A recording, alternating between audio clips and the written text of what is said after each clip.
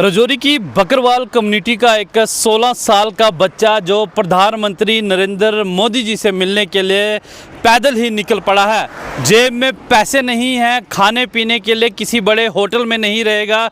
मंदिर, मस्जिद, गुरुद्वारा जहाँ पे भी जगह मिली ये वहाँ पे रहेगा। 30, 40, 50 दिन का ये सफ़र है और उसके बाद ये देश के प्रधानमंत्री से मिलने के लिए उनके पास पहुँचेंगे।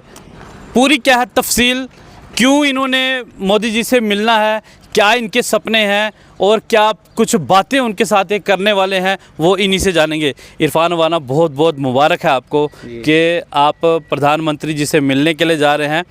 जेब में पैसा नहीं है, सिर्फ तिरंगा हाथ में है और ये गले में मोदी जी की तस्वीर है, आपकी तस्वीर है और हिंदुस्तान जिंदाबाद लिखा हुआ है। सल्यूट है आपको। और क्या कुछ आपके सपने हैं, क्यों मिलना चाहते हो मोदी जी से? कहते हैं कि मिली जाएगी मंजिल रास्ते में भटकते भटकते, गुमराह तो वो हैं जो घर से निकले ही नहीं। आपने बहुत अच्छा सवाल किया कि क्यों मिलना चाहते हैं। इतनी पब्लिक है और कोई नहीं जा रहा, पूरे जम्मू कश्मीर से मैं पहला नौजवान हूँ जो जा रहा हूँ। तो इसकी कारण ये है कि उन्होंने जिस तरह काम किए, उनकी जो पॉलिसीज़ हैं, उनकी आइडियोलॉजी है, वो मुझे बहुत पसंद आई। मुझे क्या पूरे हिंदुस्तान को पसंद आई, तभी वो प्राइम मिनिस्टर हैं। तो मुझे बहुत ज़्यादा पसंद आई। हमारे कम्युनिटी के लिए भी बहुत कुछ, रविंद्र रैना जी हैं जम्मू कश्मीर में, बहुत कुछ कर रहे हैं। जहाँ पर कोई परेशानी होती है पहुँच जाते हैं। लेकिन पीएम साहब से मैं इसलिए मिलना चाहता हूँ क्योंकि मेरा एक सपना है और अभी मुझे समर वेकेशन चल रही है, तो मैं अपना सपना पूरा करने के लिए घर से बिना पैसे के निकल चुका हूँ। कौन सी क्लास में पढ़ते हो? मैं 11th क्लास में पढ़ता हूँ और 10th में मेरे 91.5% मार्क्स हैं। बहुत बढ़िया। तो आप उनसे मिलेंगे, क्या कुछ बातें करना चाहते हो उनसे? और आपने पहले बताया कि आप उनसे इंस्पायर हुए हैं, उन्होंने जो काम किए हैं, क्या कुछ काम किए हैं जिनसे आप इंस्पायर हुए हैं और मिलना चाहते हैं मोदी जी से? काम, करोड़ों लोगों के घर बनाए हैं, सड़कें दी हैं, बिजली दिया है, ये हर जल जीवन जो मिशन उनकी पॉलिसी है, ये भी बहुत अच्छा काम है। और गोल्डन कार्ड का सबसे बड़ा रास्ता, गरीब लोग तो ऐसे ही मर जाते थे, उनके पास कहाँ होता था इतना पैसा इलाज कराने के लिए। आज 2-3 हज़ार रुपया भी गरीब इंसान के पास नहीं निकलता है, ये रियलिटी है। लेकिन उन्होंने 5 लाख तक अगर फ्री इलाज करने की स्कीम लाई है, तो इससे ऊपर हमें क्या चाहिए। आप जब मोदी जी से मिलेंगे तो उनसे क्या कुछ चीज़ें डिस्कस करने वाले हैं, क्या बातें उनसे डिस्कस करेंगे? खाली अपने इलाके के बारे में आप उनसे बातचीत करना चाहते हैं या पूरे जम्मू कश्मीर के लिए या फिर पीर पंचाल के लिए भी? सर, मैं सिर्फ एक छोटी सी पंचायत खा के लिए नहीं निकला हूँ। मैं पूरे राजौरी, पूरे पीर पंजाल, जम्मू कश्मीर के बातें डिस्कस करूँगा उनसे, ख़ास करके अपनी कम्युनिटी के लिए। और जिस तरह से हमारा पीर पंजाल रीजन इतना खूबसूरत है, इसमें टूरिज़म का बढ़ावा होना चाहिए, इस पर भी बात करेंगे इंशाअल्लाह। हर जो मुझे लगा कि ये बात करनी चाहिए उनसे मैं करूँगा। 40-50 डिग्री टेम्परेचर है, उससे भी ज़्यादा होगा जैसे जैसे आप जम्मू से आगे रवाना होंगे।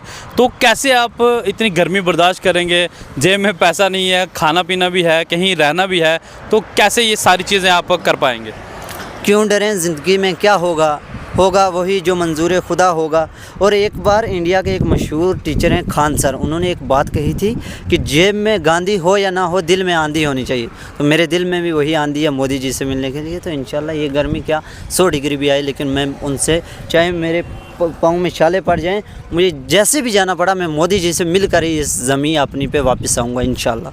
हम लोग आंधी आपके दिल में चल रही है कि मिलना ही मिलना है? बिल्कुल, मैं ऐसे वापस नहीं आऊँगा जब तक वो मुझे नहीं मिलेंगे, ऐसे वापस नहीं आऊँगा। इंशाल्लाह मिलकर और अपने लोगों की बात कर अपनी कम्युनिटी की बात करके, अपने एरिया की बात करके फिर आऊँगा वापस। तो आपने इसके ऊपर कुछ लिखा हुआ भी है, ज़रा बताएं। ये मैंने लिखा है कि मैं क्यों ट्रैवल कर रहा हूँ, for the sake of human kindness and Hindu Muslim unity.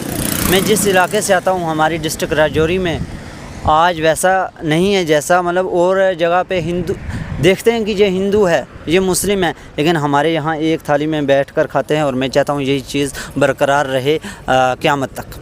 ठीक है जी। तो इरफान अवाना जी हैं, ये 16 साल इनकी उम्र है, 11th क्लास के स्टूडेंट हैं और देश के प्रधानमंत्री नरेंद्र मोदी जी से ये मिलना चाहते हैं क्योंकि इनका ये कहना है कि मोदी जी ने वो काम करके दिखाए हैं जो आज से पहले किसी भी देश के प्रधानमंत्री ने नहीं किए हैं।